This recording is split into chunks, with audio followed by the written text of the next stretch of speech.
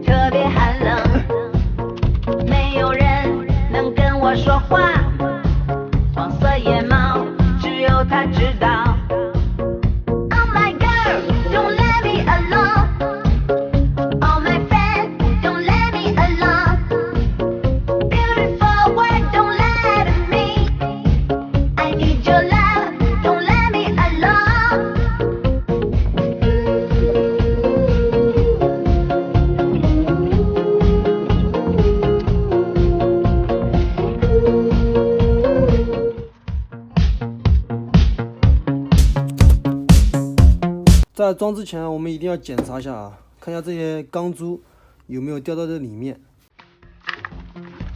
如果说里面有珠子的话，一定要把它搞下来。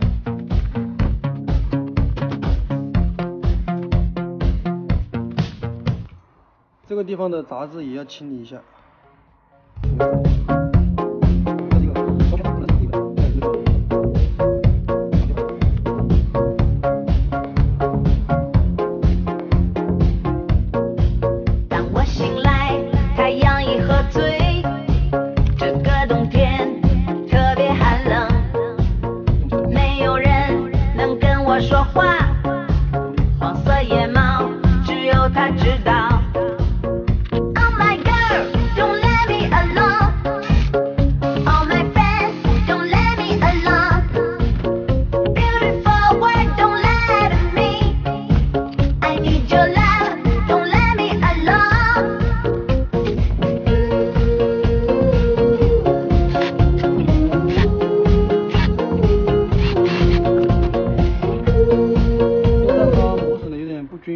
我们直接换一副新的。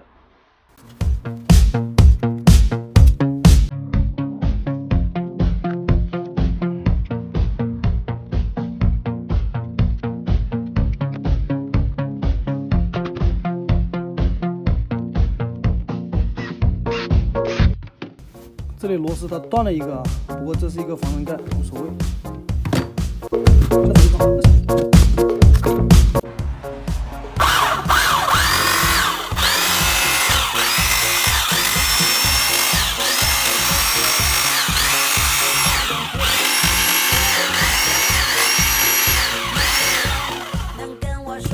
现在这个响声的话还算正常啊。好了，这台机子就已经搞定了。那么本期视频就先分享到这里了，感谢大家的关注，我们下期再见，拜拜。